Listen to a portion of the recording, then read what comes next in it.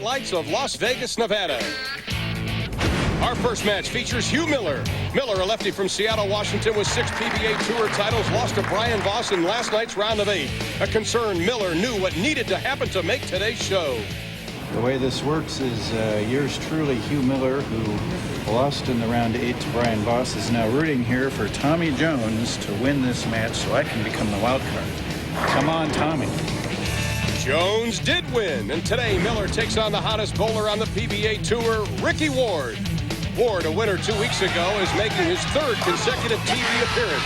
Last night in a marquee round of 8 matchup, Ward defeated Amleto Monticelli to advance. The winner takes on Tommy Jones. Jones, a highly regarded rookie, is making his first ever TV appearance. Jones reached the semifinals by defeating Richie Allen in the round of 8, 195-193 in the 5th and final game. Our other semifinal features Jason Couch. Today, Couch is looking to surpass the $1 million mark in career earnings. Couch reached the semifinal by defeating Brian Albert in 3 straight games. Couch takes on Brian Voss. Voss, a PBA Hall of Famer, is running for his first title since 1998.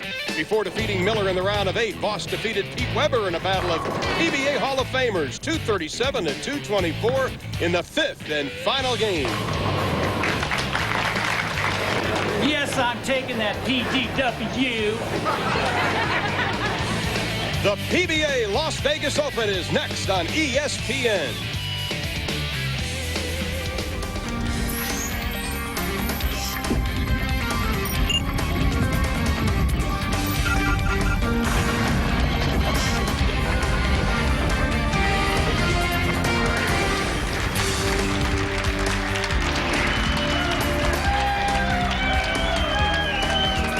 For the 43rd year, the PBA Tour has made its way to Las Vegas, Nevada. And for the 3rd consecutive year, we're at the Orleans Hotel, Casino, and Bowling Center for the Las Vegas Open. As we take a look at the Alka-Seltzer brackets, we have Miller and Ward in our first match, Brian Voss, Jason Couch in match number 2, and the rookie Tommy Jones waiting in the wings. Randy, how about updating us on the lane conditions today? Here's the PBA sport condition that I averaged about 205 on this week. The oil is applied very even from side to side. You got a lot of undulation here because of the lane surface. This week's story, however, is the length of the oil. It was very long this week. They ran continuous oil to 33 feet and buffed it to 42. And what that did was it forced the players away from the outside part of the lane. Forced everybody to play in, left-handers and right-handers alike. Jason Couch, you can watch him playing the extreme inside angle, something very uncommon in today's game. The righties will be playing around the 4th arrow. The person that can control their speed the best and make the proper adjustments will conquer this tough PBA lane condition. We pick up our wild card match of the PBA Las Vegas Open. Here's the deal with Ricky. I mean, a guy that's made the telecast 3 weeks in a row, this guy's loose. You don't want to give him that kind of opening.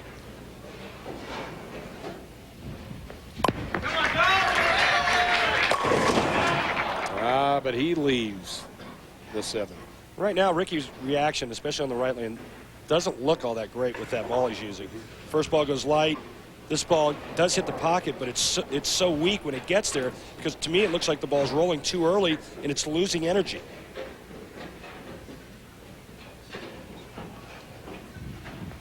The spare ball. Oh, we'll try that side 1 week. Referring back to when he almost missed that 7-pin. Yeah. All right, let's take a look here at Ricky Ward's form.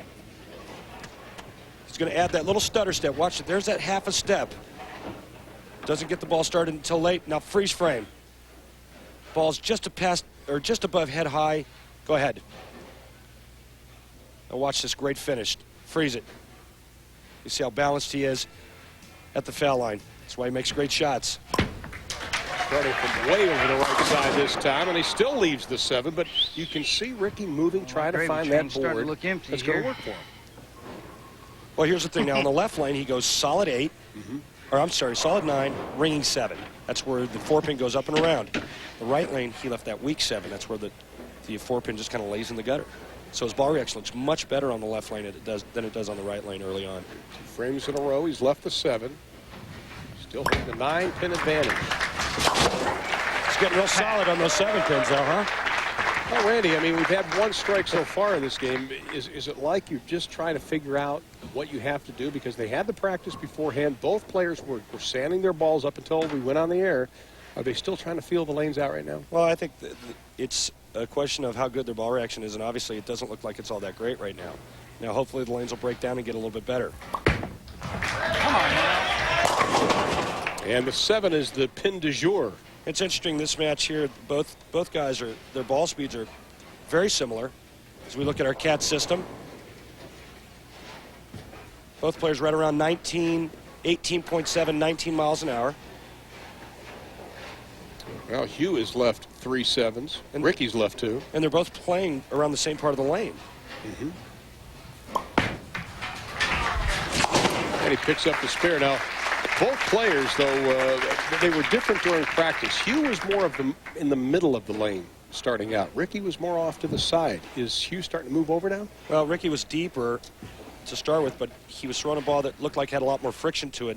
Looked like he changed balls, went to something that went a little bit straighter, and he moved a little bit further to the right. 22 years since Hugh won his first title.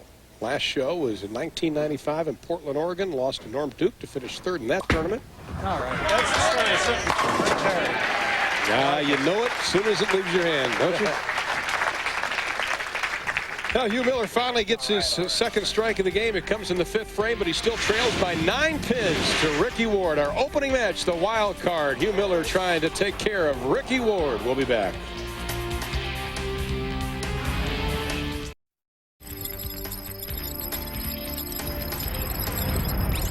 Today's PBA coverage of the Las Vegas Open on ESPN is brought to you by Alka-Seltzer Heartburn Relief. Nothing puts out the fire faster. By Dexter, the #1 bowling shoe in the world.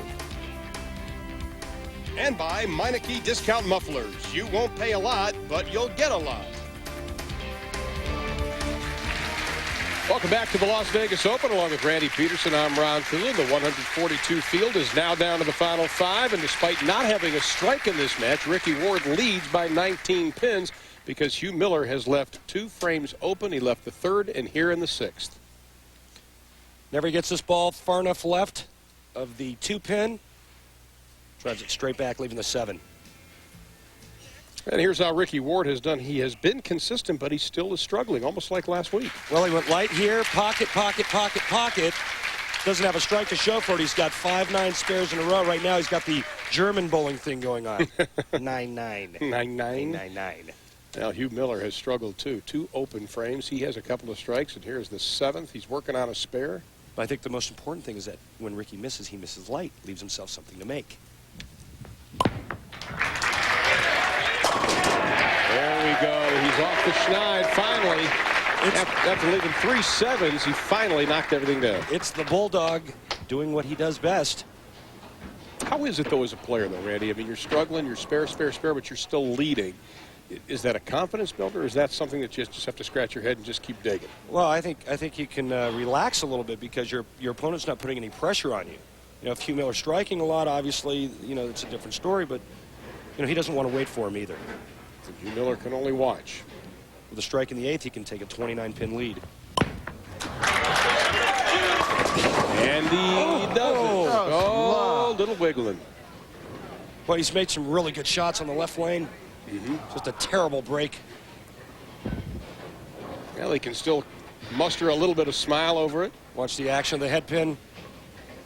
All kinds of stuff going around over there by the 10. And Ricky thinks he's got it. He was ready to slap that one off. For the spare, his 7th for the match. And he's got it. Here comes Hugh Miller. First time he's ever bowled here, believe it or not. You know, he said the inside shot, 4th arrow, that has been his forte throughout the week. Most of the lefties have done that. But he said in round number 3, he totally lost it against Brian Voss. He lost his carry, and he lost to Brian. The key for Hugh Miller is using his legs, getting really low to get the ball rolling. Come on. Oh, you can't even beg that one down. For crying out loud. You need to strike out. Yes, you do, Hugh. Well, it's a good shot. Was a good shot. A bad break leaving the shaker 5. Ball coming in just a pinch light. The 5 gets hit so many times it doesn't know what to do, so it just stands up.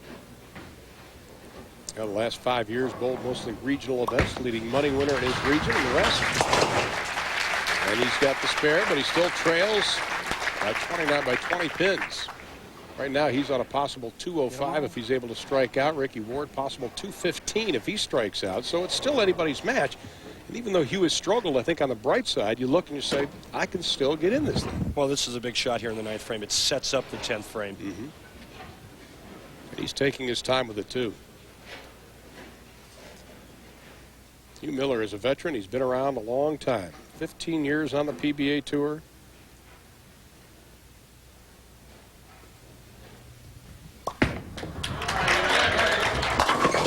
Oh, just not meant to be. Christ.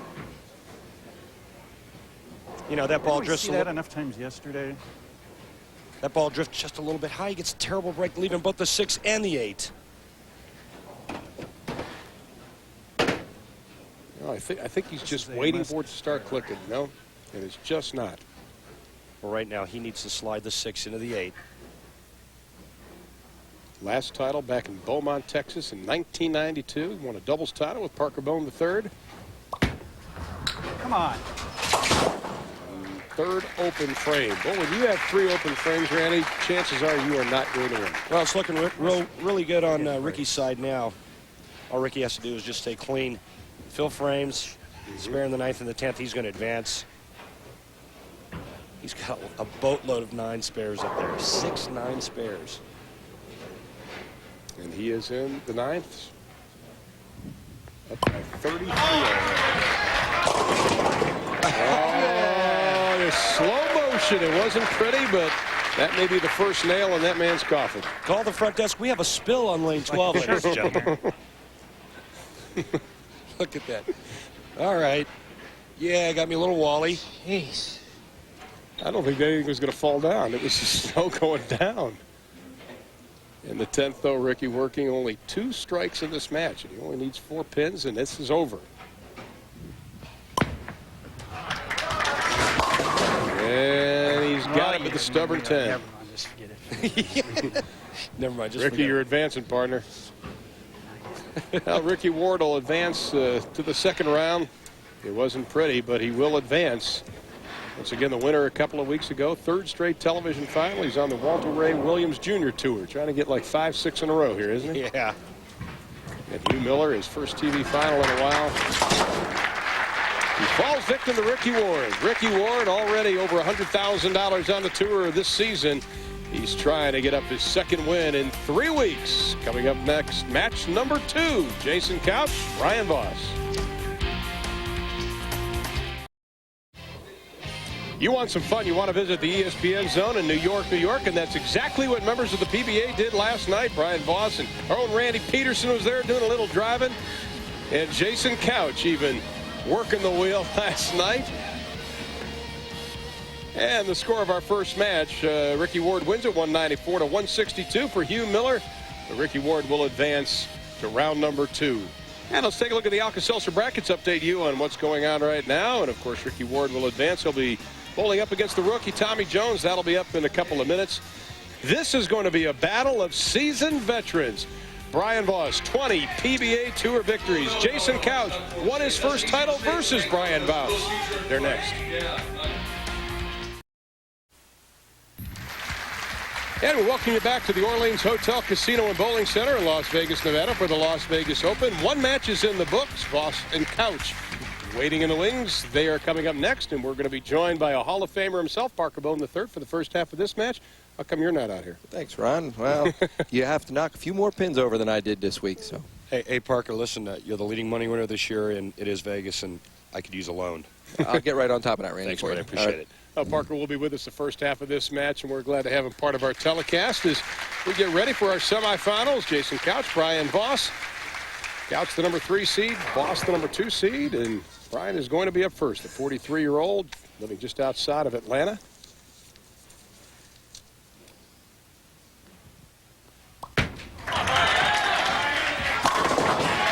Boy, Brian, you know, Parker, talking to Brian before the match, he spent some time in the last couple of weeks really working on his slide, working on his stroke. He comes in focused for this. I'll tell you what, Brian hasn't made a show in obviously quite a few tournaments here, and I think he's going to be strong. Well, his first show was our first telecast of the new season in Peoria. But, you know, here's an interesting note, Parker, we just got from Paul Kaler, our statistician. Jason doesn't have the same look that he's had all week. Switched to a ball that skids a little bit further. Yes! Okay, this is the way you open it up, huh? Maybe tell us about why he would do that, Parker. Well, Jason was saying that the lanes were a little tighter down the lane. So even though he went to a ball that skids a little bit further, he's probably looking to keep it on line a little bit longer and keep the pocket in play. And I'll tell you, him playing a fifth arrow, he gets it going. He's going to be strong, too. That's how he got to the semifinals, defeating Brian Alpert 3-0. Was a very impressive match last night. Comes in on a hot streak. The number 5 ranked player on the PBA Tour, over $67,000 won, but his first television finals of the new format. Well, Parker, I think what stands out, first of all, is that Jason Couch seems to be playing so far inside, but he seems more comfortable playing that far inside. He really does. Jason on the left side has definitely got the power game that a lot of left-handers do not have. And he falls into his forte when he gets in around 4th or 5th arrow. His advantage, Jason Couch, he's 10 boards left of where Ricky and Hugh Miller were in the match before. I'm sorry, 10 boards right. Well, he knew it. Jason Couch opens up, strike spare. Brian Voss opened up with a strike in the first. I get that left-right thing confused sometimes, Parker. Just work with me here. 20 career titles, the PBA Player of the Year in 1988. 1994 was into the Hall of Fame. Whoa. That okay? got his attention. Yes, it did. Little curtain fall down there, no big deal. Not a problem. Reset that. Currently number 5 on the PBA's all-time money-winning list.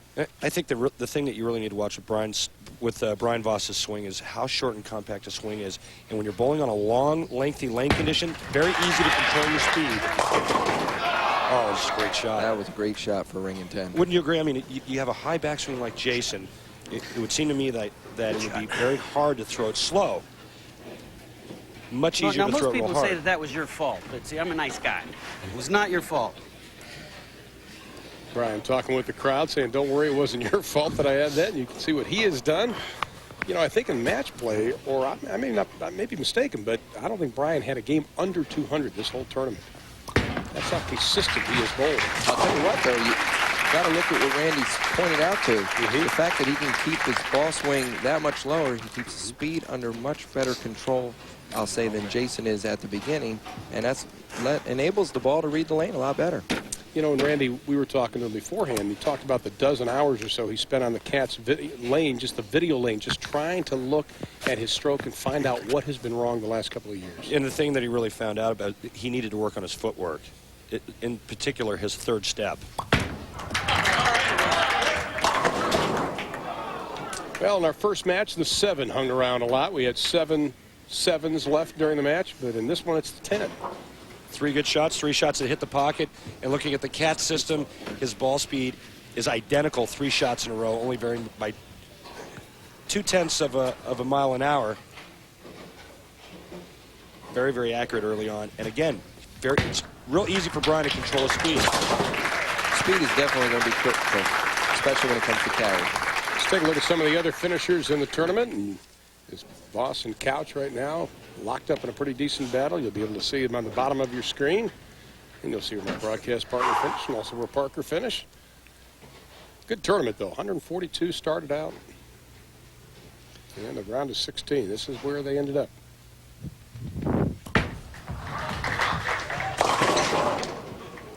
Well, now is Jason questioning the way he's throwing the ball and where he's lining up. Well, early on, it doesn't look like he's got a very good line to the pocket. But I mean, Parker, you know, throughout the week when you had trouble getting to the pocket, I mean, what was the cause? What was the main factor why you couldn't get the ball to the 1-2? Main factor was when the lane started to get tighter in the back end. Jason and me were talking about it earlier, and he said that as the carry down got there, his carry really diminished and his pocket percentage started to decrease. So it's really imperative for him to get lined up and get to the 1-2 and figure out some carry along the way. So what do you do when you carry the oil down, when you get that carry down? Usually you look for a ball that's going to pick up a little bit more on the back end.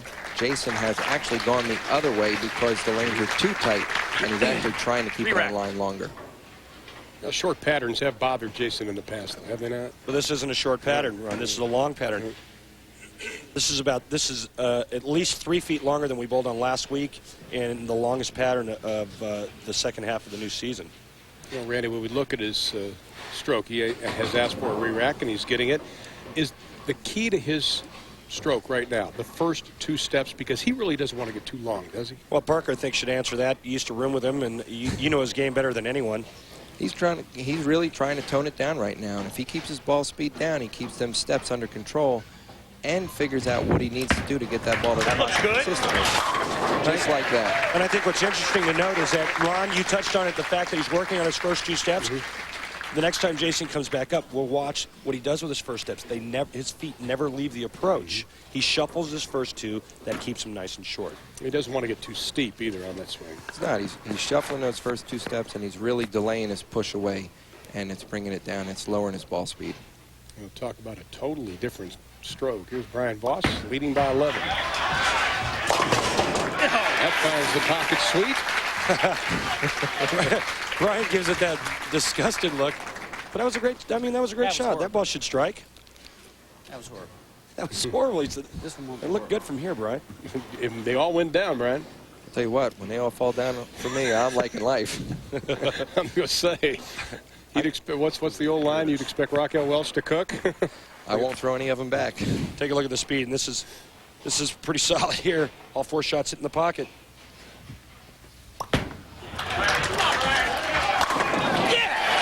First TV final since September in Peoria, as Randy mentioned, where he finished third. Shot.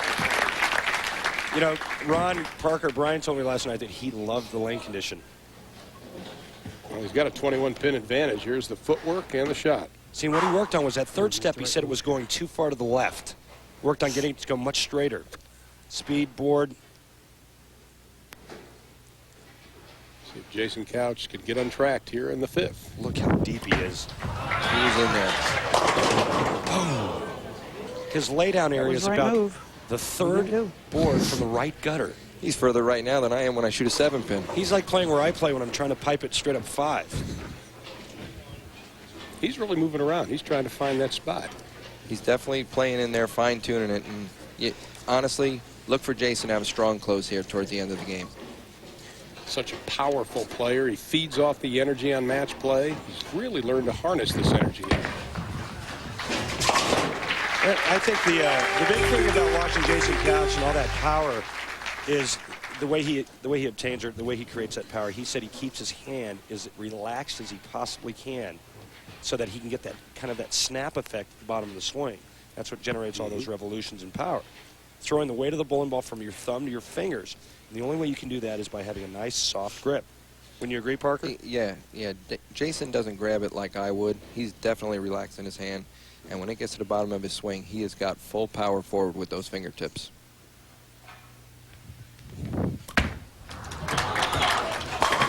Look at there that. we go. Like that. The man who has tournament champions, a couple of wins, back-to-back TFC titles.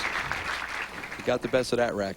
Yeah, he got all of that rack. Still trailing by 23 pins. Parker, thanks for spending some time with us. We'll see you in Dallas in a week. All right, Ron, thanks. I look forward to it. Right now it is Jason Couch trailing Brian Voss. Will return to Las Vegas, Nevada for the Las Vegas Open in a moment.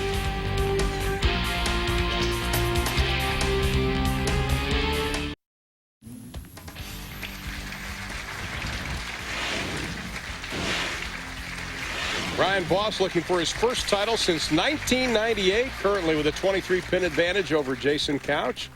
Is Brian now bowling in the 6th? And you know what was interesting is the different strokes of these two guys. We'll take a look at Brian and Jason's different styles here. Brian's got a 5-step approach, shoulder high backswing. Okay, freeze it right there, guys. All right, now roll Jason Couch. I'll take a look at Jason Couch here. Kind of drops it down into the swing early. Now stop. Look at the difference I had that backswing. This actually is going to go up even higher. Going to go up even higher. The swing's going to get almost vertical. Go ahead and roll Brian Voss. Now watch the finish here. Brian is a little more up and down here. Go ahead and roll Jason Couch. A lot more sideway lean this way. Brian a little straighter up and down. This is power. This is stroke. You know what was interesting? During the commercial break, Brian Voss was working on his slide. He was out on the lanes, He was walking around, never sat down, Randy, and he was visualizing his stroke, talking to himself a lot. Because of the break, he wanted to continue to stay mentally in this match.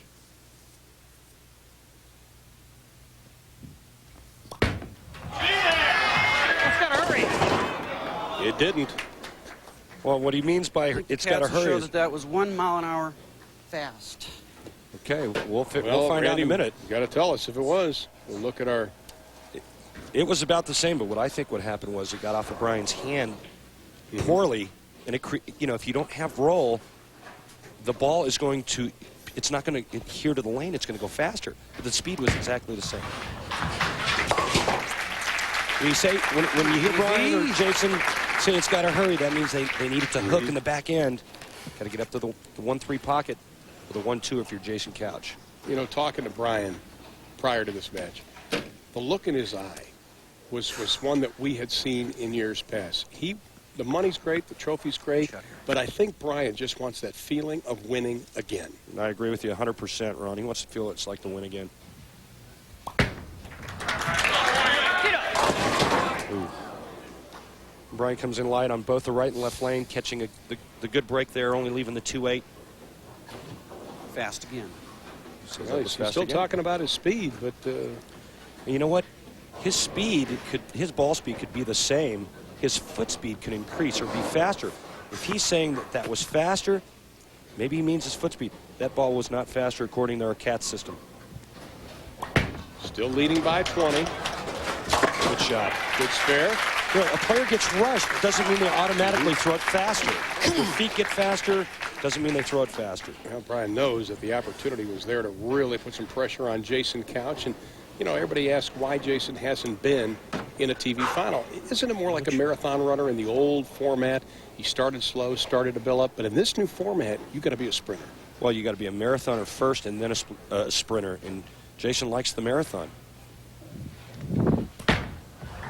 Carry! Oh. You got to be kidding me. He knew that he put two great shots together. He is almost in the trough. He's laying the ball down about the third board on the right side of the lane. Take a look at this. Oh, just about the second board, 32nd board. There's only 34 boards on the lane. I'm sorry, 39 boards on the lane. I don't think I've ever seen anybody over that far. 39 boards, he's using 37 of them. Like that. Brian Voss, the concentration continues. He is in the zone right now. And he has the advantage over Jason Couch. Still up by 20 over Couch. Jason, one of the most powerful players on this tour. Of course, a win in this match will put him over $1 million in his career, break Pete Weber's record of 10 years and 253 tournaments by 2 tournaments. Likes the left lane. Oh, it's terrible. Let go of it and kick the approach. He knew it was wide left. Not on this pattern, buddy. Well, he's talking about the pattern. What's he mean by that, Randy? Well, he's got obviously a different look today than he's had all week long. For whatever reason, 3 left-handers bowling on the same pair of lanes. They broke the lanes down differently. His ball reaction's different. Currently number 2 on the PBA Tour with an average of just over 220. Barely trailing Parker Bowman III, who was our guest just a moment ago. Jason has enough TV experience to know that the lane conditions aren't always the same on TV than they are, you know, for the week. Oh, and that's a mistake. He knows it.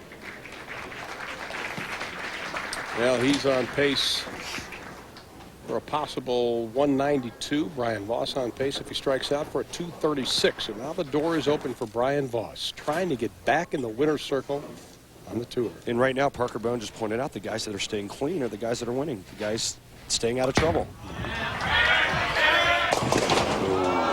Well, you spoke too soon, partner. Ooh. And I think that's residue of the shot previous on that right lane that got light. The last 2 shots went light. He said too fast, too fast. That was definitely slower. Went right through the heart, leaving the Greek church. Well, both players with open frames now here in the 8th. Brian still holding on to that slim advantage as we head to the final 2 frames, only 17 pins ahead of Jason Couch. This one is getting tight. It's all going to boil down to who performs in the 9th and 10th frame. Tough lane condition. You got to be careful, but you still got to execute. You can't aim.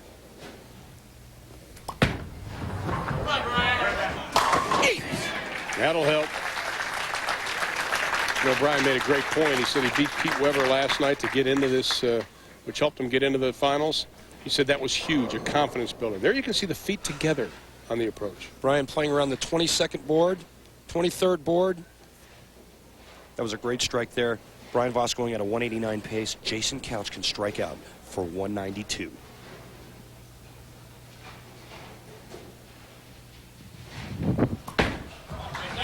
Would be the most important ball for Jason Couch, and he doesn't get it. Right now, Jason's fighting his reaction. Love it. You know, and it's a terrible feeling to when you get up to try to throw a strike, when you feel that you can't leak it an inch to the right or an inch to the left.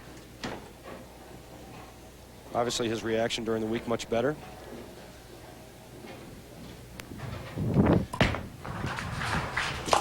Well, he said he's been bowling the best this week since the format changed. He's been solid all week, but boy, today he has just had to struggle, leaving the 3rd open, left the 8th open. Well, I think that Jason has a chance to strike out here in the 10th frame on the left line. I think he feels a little more comfortable in that lane. And if he does strike out, he will force Brian to mark. Keep him honest. Stranger things have happened. Keep him honest. Voss continues the concentration. Jason standing all the way against the ball return.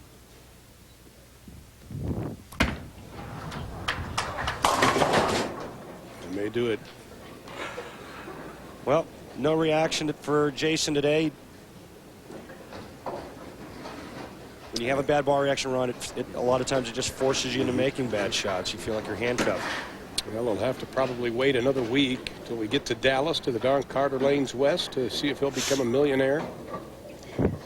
He'll fall short, barring some unforeseen miracle. Yeah. Brian Voss going to lead 6 pins now in the 10th. Well, Brian's going to get 6 pins in the 10th in 2 balls. I would Don't have kid to yourself. think so. Jason Couch, a disappointing finish to what has been a wonderful week for him here in Las Vegas. Have to wait another week to go over the million.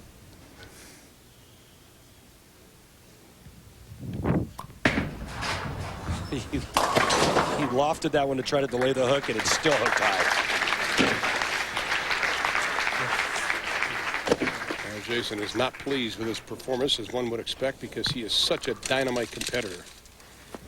Now here's Brian Voss, and only needs 5 pins for the victory. That'll do it. Here's your winner. Here's our winner. Brian Voss has advanced to the finals. Well, Jason Couch will have to wait 1 week to reach that $1 million status, but Brian Voss, looking for his first title in a long time, will be bowling for it. But our next semifinal match is coming up. We've got the rookie from Greenville, South Carolina. Voss has advanced with a 195 over Jason Couch, 167. Let's take a look at our Alka-Seltzer brackets. Update you. Brian Voss, the winner. And now the rookie Tommy Jones will be taking on Ricky Ward. The winner will take on Brian Voss for the first place prize check of $40,000. Now, Randy, let's talk about the fact that Ricky Ward has already bowled on the conditions that have obviously stymied a couple of the players. Is that an advantage for him over the rookie Tommy Jones? Well, I don't know. I mean, the reaction on the left side doesn't look very good, and we haven't seen Tommy Jones throw a shot yet. Oh, yeah. Ricky Ward looking to make the necessary adjustments here in the opening game.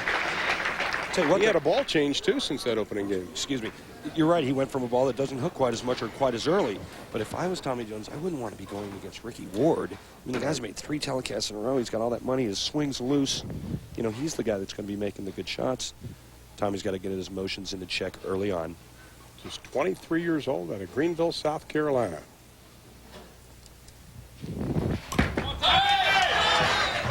Come on!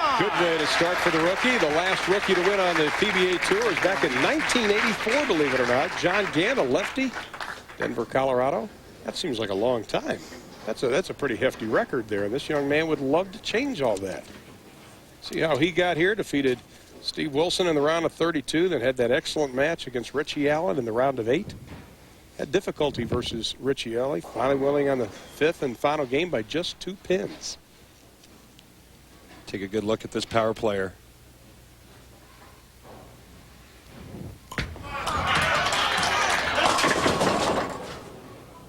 Oh, that's a nice break. Better be lucky than good. He's been bowling out of high school. He said as soon as he got out of high school, he knew this was what he wanted to do for his living. But he's a talented athlete.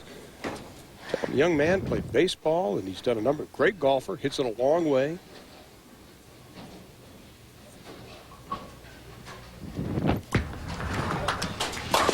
A powerful spare for Tommy Jones, our #1 seed.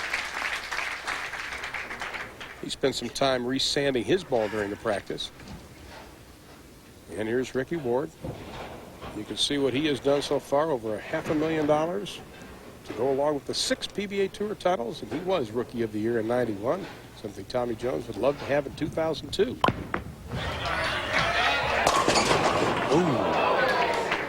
Tried to pull the trigger on it.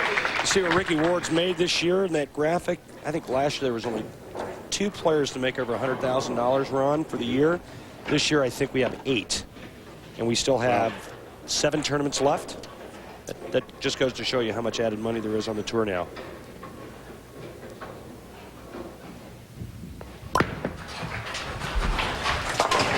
And Ricky, the proud daddy of Hannah, who was born back on June 1st, to his wife Lisa, and to Ricky.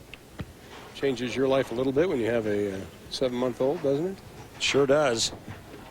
Ricky loves to fish and drag race. He's been to my house on the east coast of Florida. We fished together. Fishing fanatic. Very confident coming into this match. And he's got a lot of money to buy the bait. Well, he does now.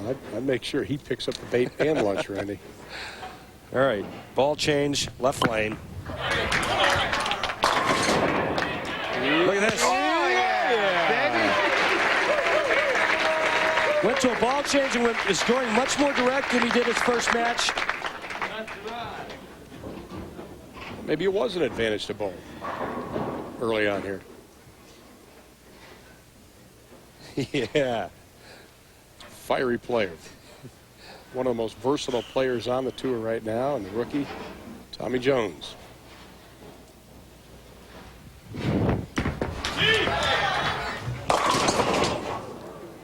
Sweet. He's not going to get that counter lock. Best finish this year was 9th at the Johnny Petraglia Open at North Brunswick, New Jersey for Tommy Jones. They call him Buckshot. Shots. Not after the NASCAR driver, I don't think, but Del Ballard gave him that moniker. Had the 300 game this week, as you saw.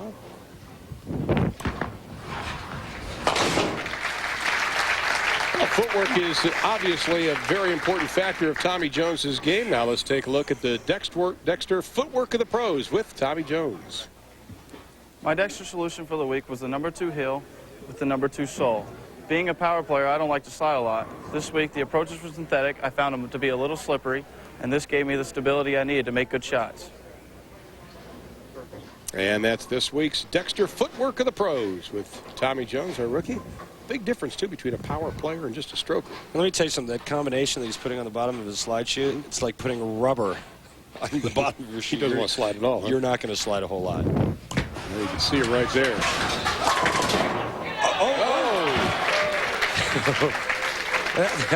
That was a nice break, but it was also a really good shot that he threw there. The last 2 shots looked like he grabbed a little bit at the bottom. And on this condition, this PBA sport condition, you can't pinch it at release. And what do you mean by pinching it at the release? You can't grab it. You got to let go of it. You got to stroke through it. You got to just let go and trust that the ball is going to be on line. Easier said than done. 22 for 22 on single pin spare conversions this week for Tommy Jones.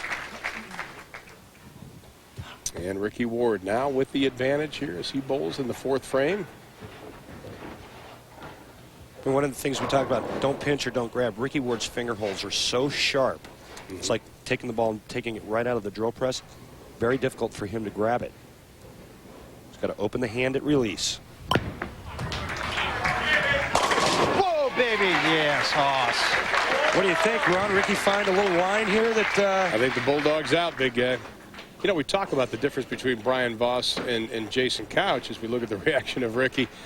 There's a big difference between Tommy Jones and Ricky Ward. Ricky, medium amount of revs, very adaptable, very versatile.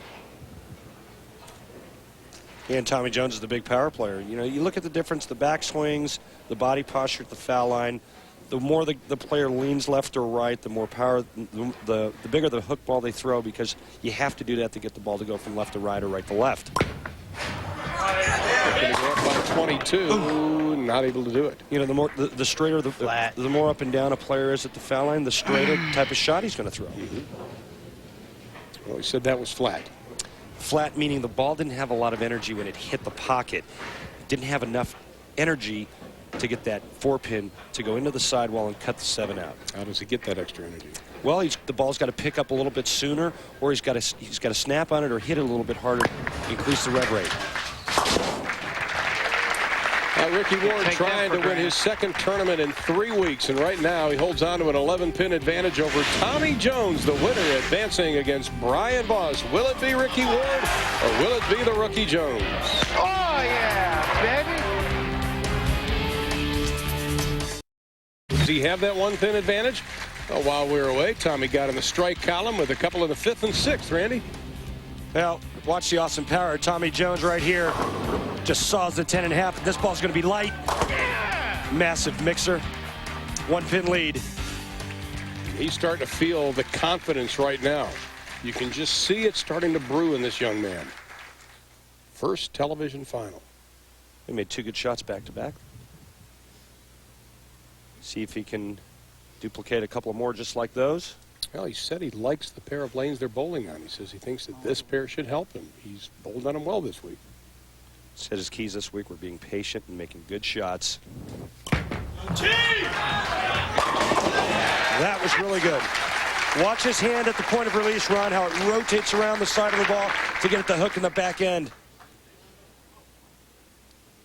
Yeah, will the veteran answer the challenge of the rookie? Here it is, what you're talking about, Randy. Take a look at this. Hand rotates around it. Look at that snap. That's how you create revolutions. His rev rate is 500. That's RPMs out of his hand. That's Jason Couch's. That's Jason Couch area. And you know what? Right. He's got more in the tank. He's holding back a little bit right now to keep the ball in line. Right now we've got a little mechanical issue. Well, you know, Randy, each and every week we try to go to our email and try to find out a question from the PBA website to be answered on the air. And this week, Walt Briscoe of Easton, Pennsylvania, emailed, wants to know, how do the pros line up when they move to a new pair of lanes during a tournament and they don't get any practice shots? Randy, I'm going to be nice and let you answer this. Well, thanks, Ron. I appreciate that. No problem. Well, the ticket is this. When you're going from one pair of lanes to the next, you play the next pair of lanes the same. You got to make a great shot in your first shot on each lane. Otherwise, you don't get a correct read. You don't know where to go. Play the lanes the same, go to the next pair.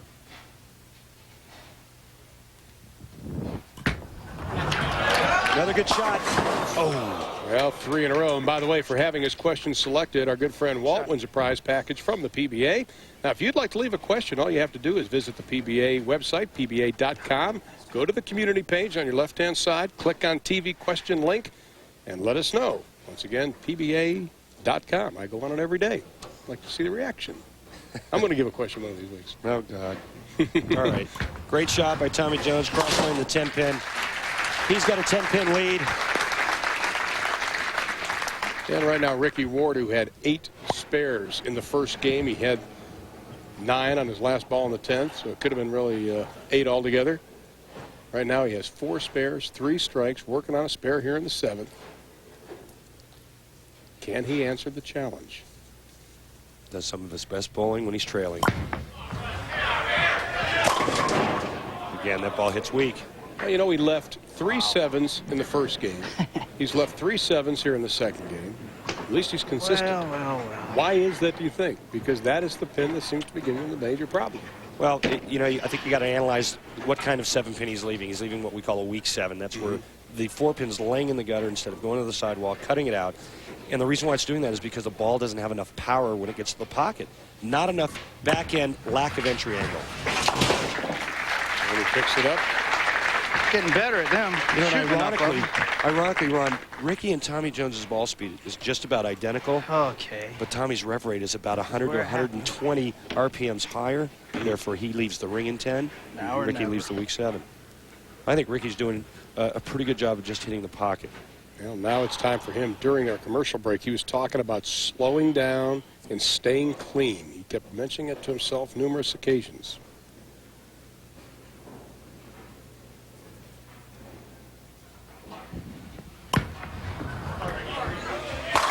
There you go. Well, if he continues that, he'll get to 226. Jones on pace for a 237 if he strikes out, but Ricky now trailing by just 11 pins. It's Tommy Jones, the rookie.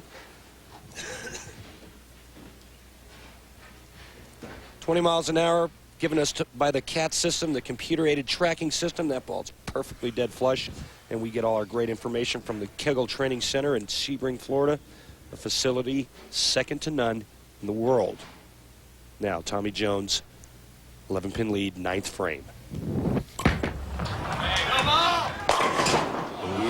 He could have really put the pressure on Ricky Ward. Well, you know, the important thing right now is Tommy's making the shots he needs to make. He's hitting the pocket. All right, you know, he can live with that ring in 10 there. He makes the spare. He strikes out. He forces Ricky Ward to strike out to tie. The winner, of course, faces the Hall of Famer, Brian Voss.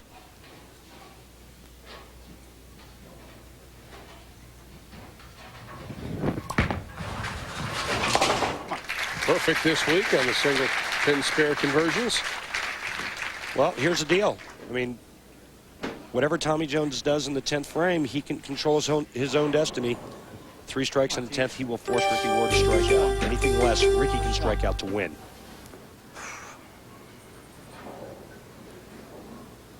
Now, this young man has answered the challenge so far today, no problem. Experienced in international competition. First time on TV, he's pulled a fantastic game. Absolutely.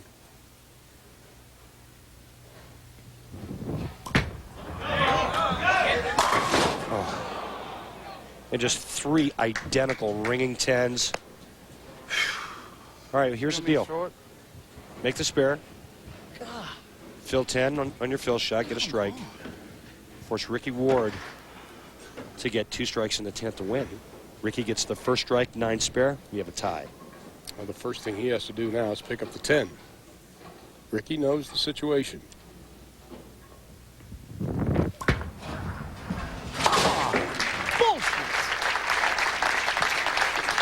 One more ball now for Tommy Jones. Boy, a strike. Come on, get them all. Monumental. This young man has shown, like we saw Brett Wolf last week, ice water in the veins.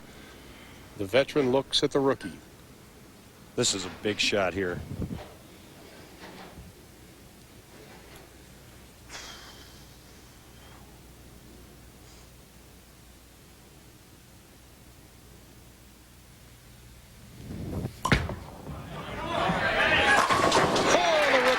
Through. Finally carries a 10. It's up to Ricky Ward now. He needs 2 strikes to advance. If he doesn't strike on the first ball, Tommy Jones will advance.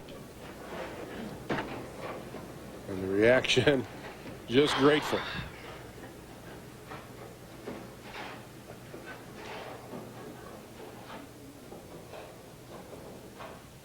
Still a possibility of a tie between these two, but a double would put that aside.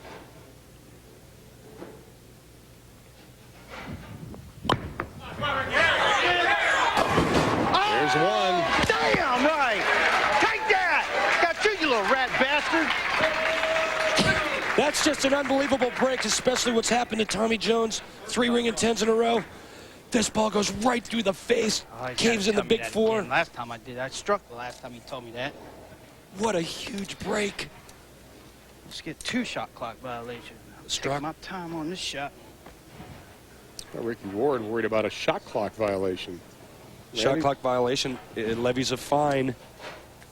Well, he's had that problem a couple of weeks ago, too.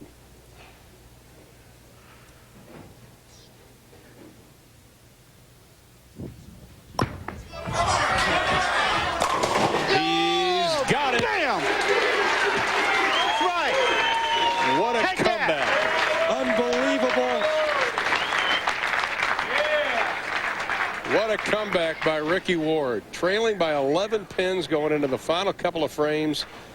And he is our winner.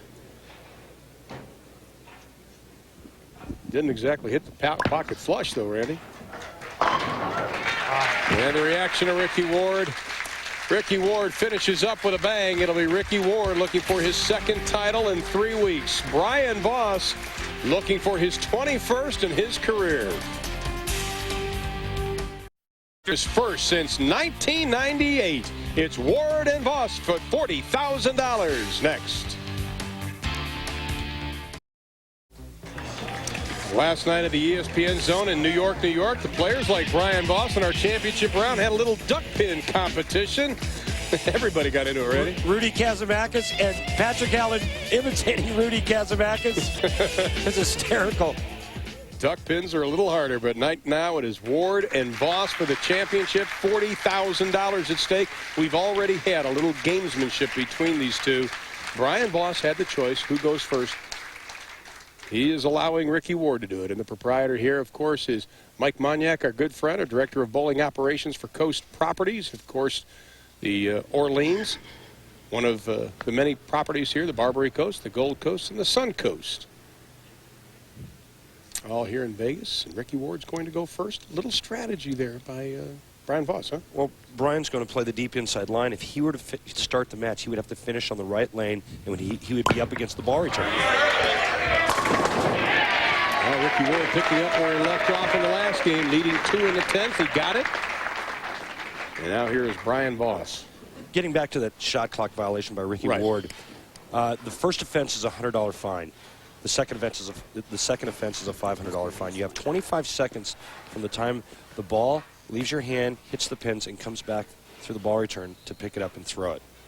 Only his second game under 200 this week. That's semifinal with Jason Couch. He is smooth. You know, we mentioned at the top of the show, when you said it about Brian Voss, Brian is just not sure how many more opportunities he's going to get. He's only 43 years old, and we can see what he's done in his career, over $1.8 million, 20 PBA titles. He's 18th in the world. But Brian Voss knows that this may be one of the few left. Well, and I think what's tough for Brian is that when you're at the top of the sport like he was for so long, and you don't compete quite as well as you used to, it begins to wear on you mentally.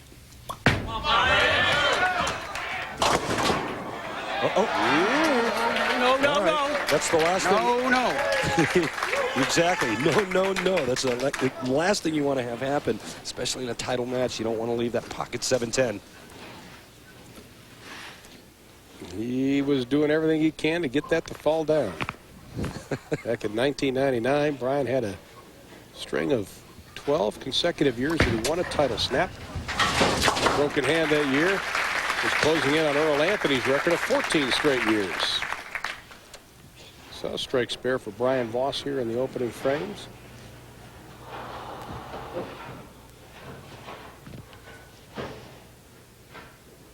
Ricky Ward, the 1991 PBA Rookie of the Year. 99 was his best year prior to this season.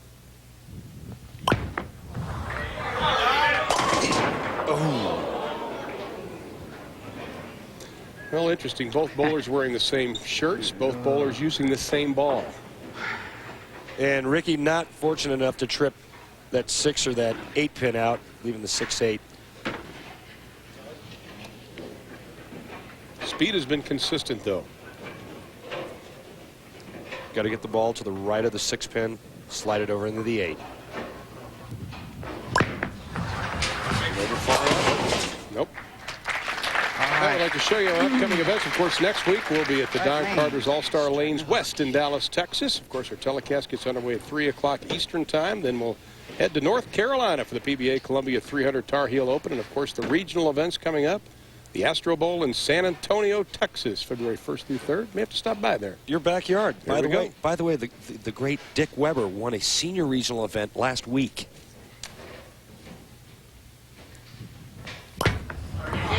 For the titles. Ooh.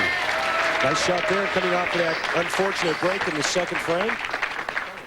You know, you talk about the talent of these two players, but let's talk about the mental toughness, and you can see it in Ricky Ward here on this shot. 19.6 miles an hour, 22nd board, the deep inside line. That time the 6-pin goes, or the 4-pin goes to the wall and cuts the 7 out. He's been about 19.6 the whole night. Very, very consistent speed. That's what it takes out on the PBA Tour. Brian answering the challenge. It's one thing to be accurate, but it's another thing to have real great command of ball speed. Brian Voss does it as good as anybody out on tour, and obviously Ricky Ward, much in the same boat, as do all our players that make the telecast. Speed control, accuracy, repeating shots. That's what it takes to win out here. Strike percentage this week for Brian Voss, the best of all the finalists, 65%. After 3 frames, both players have hit the pocket every shot. Come on! Yeah! 2 in a row for Brian Voss. He goes up by 22 pins.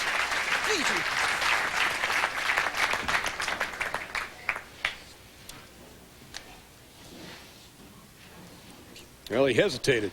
Brian Voss's ball speed has been absolutely perfect on each lane. Both shots on the right lane, exactly the same ball speed. Both shots on the left lane. A little faster on the right lane than he is on the left. 1 mile an hour faster.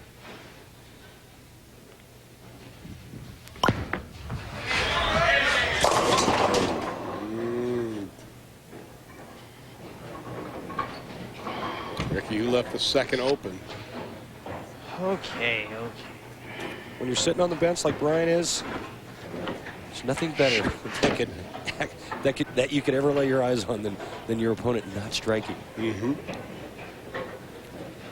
Brian continuing to talk to himself. Some players like their opponents to keep the heat on them, Ron, not strike, and have this slugfest going back and forth. Well, that was fine when I was a younger guy, but when I got towards the latter part of my career, I really enjoyed it when they didn't bowl good. and I didn't have to shoot 240 or 50 to win. Well, you know, funny you should say that, because Brian Voss was telling me that exact same thing tonight. He said, you know, I like it when I'm playing somebody I know who's good, who's got a great attitude, who's going to go out there mano-a-mano, just one-on-one. He said that makes him bowl better. It seems to push him a little more. I'd like it the easy way with you, though. I like the easy way. Right now, Ricky Ward trailing by 22 pins. That cuts the lead. He's locked in on the left lane. He's just got to get the right lane going. Well, he went high that first shot, left to 6-8. Next shot comes back and goes light. Brian working on 2 in a row. Same thing. You hear Brian just said the same thing. You can see how long it's been since he has won. For Ricky Ward, it's only been 2 weeks.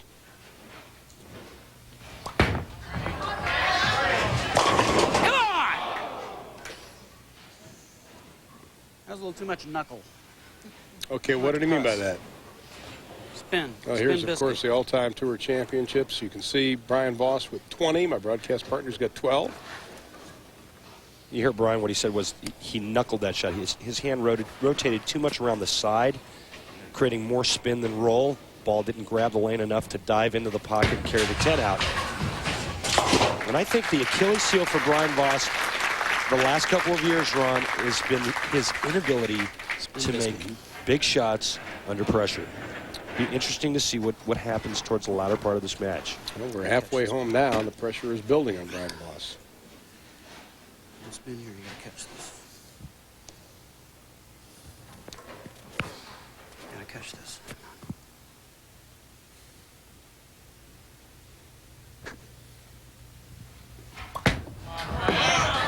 Got a hook, a little help, a little bit of help. He got a little bit of help, and his lead is now up to 31 pins for Brian Voss in the championship match. No spin biscuit on that one. Synthetic lanes that make streaks in the lane. And Ricky is looking at those streaks, trying to determine the best place for him to play on the lane.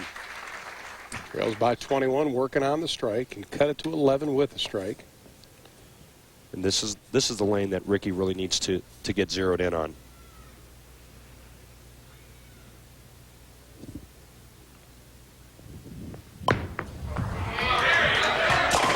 What a great shot. What a great shot there, Ron. Pressure. Goes 6-8, comes back after leaving the 6-8 on that lane, goes light. Very common. Players do that. You know, they overanalyze a shot or maybe make too big of an adjustment, and he comes back and dead flushes it. You know he's zeroed in on the left lane. Whoever wins this will break a streak of 2 consecutive years that Ryan Schaefer has won here at the Las Vegas Open. Just to tell you how accurate Ricky Ward is, 21st board, 22nd board, 22nd board, 22nd board, 21st, 21st.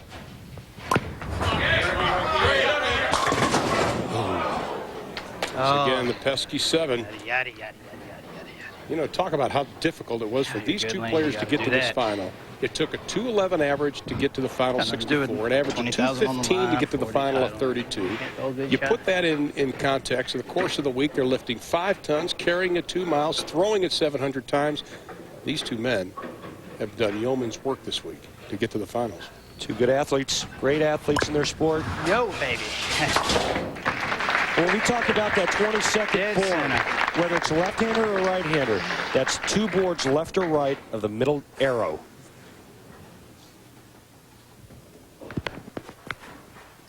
Brian to go up by 22 with a strike.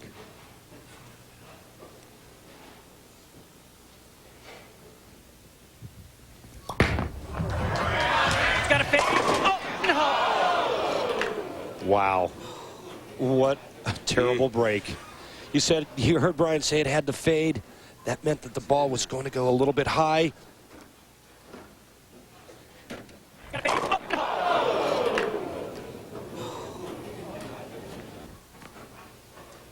Didn't fade, though. Well, that ball strikes 99% of the time. Oh, Got a hook a little bit. It did not. Oh, my. Oh, BV. An open in the 7th for Brian Voss, and the door is open for Ricky Ward. No more freebies. What happened? well, it's just a blown spare.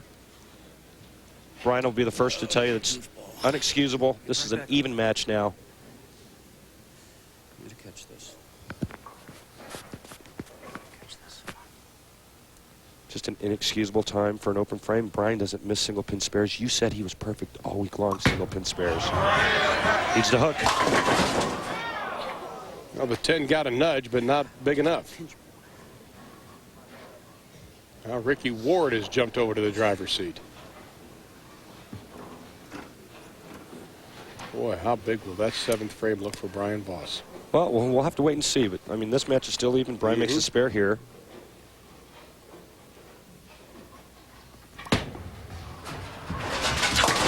An interesting note, Ricky Ward has to finish on what I think is the tougher of the two lanes for the right lane. That's right. So maybe Brian's strategy at the beginning is going to pay off at the end. We'll wait and see. Anybody's ball game. We're even. Ricky in the 8th. Championship match, $40,000 for first.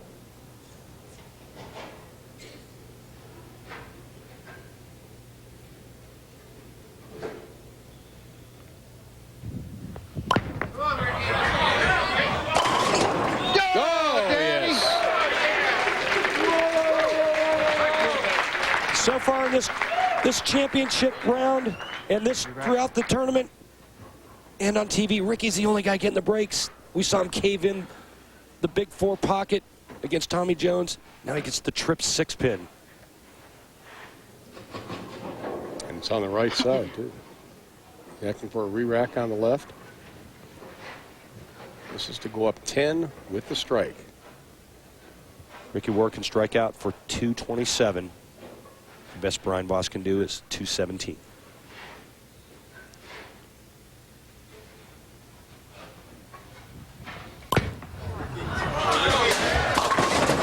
Oh. And again, a good break, not leaving the split. That could have been the big 4 easy, the 4, 6, 7, 10. Get away from you. And he doesn't strike on his good lane. Advantage Brian Voss, I think. I think you're right. Because you said that is his good lane, and Brian can take a deep breath now. Brian hasn't missed the pocket the whole game. The only hiccup, missing the 7-pin spare. With a spare here, this match is all even going in the 9th and 10th. Look out. Oh, my goodness. Didn't miss the 7, though. Well, at least he kept his sense of humor. Real. My goodness. I mean, just inexcusable. To whiff the 4-7 like that. And he knew it as soon as he let go of it. And his comment was, I got the 7-pin, though. And now Brian takes over. Takes the lead sitting on the bench. Big shot. Oh, but That's take. It's like, I don't want it, you take it. Nope, I don't want it, you take it. it's a little hot potato here.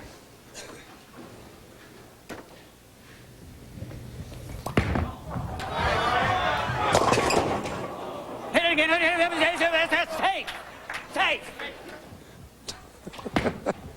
Look out. Ain't gonna miss no 5-pin.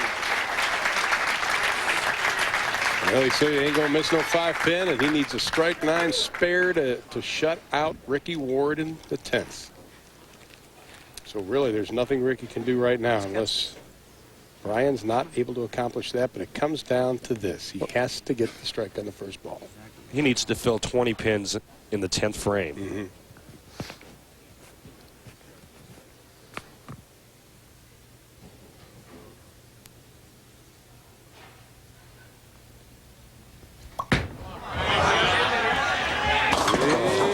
No.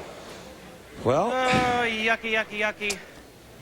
Brian just lost his 2 pins and count that gave him that 1-pin edge and count that he had over Ricky. Mm-hmm. Now it's a 1-pin deficit, even though he's still leading by 9. A spare conversion and a strike. Ricky Ward can strike out in the 10th frame to win by 1 pin. Ain't gonna miss you. Now Brian must have the strike. That's the bottom line. Forcing Ricky Ward to go strike in the 10th. Pinch faster than that last shot. Still talking about his speed. Oh, But he's been consistent. this is a big shot here. The count is pretty important. He gets a strike here. Ricky has to get 3. If he gets 9, Ricky has to get a double and 9.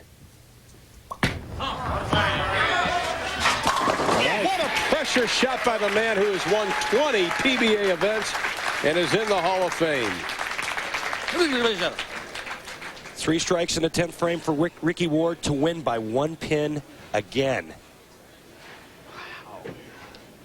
Brian knows what he needed. And he got it. That's the story. 3 strikes, Ward wins. Anything less, Brian Voss picks up his 21st PBA title.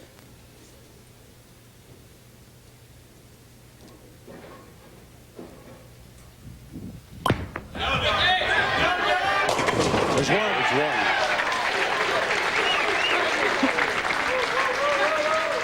I know. We still have a possibility of a tie.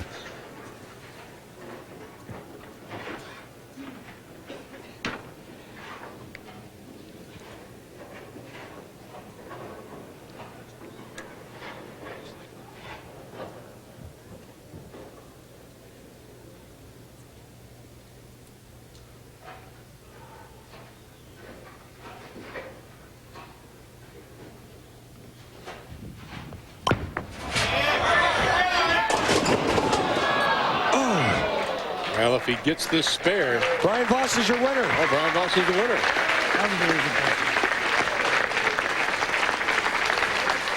That time he didn't get the big break and caving in the big split. What a victory for Brian Voss. The title is nice, the money is nice, but he said just the feeling we're seeing now is what was important. His first title since 1998. Brian Voss is our champion in 2002 of the Las Vegas Open. We'll be back to Las Vegas after this.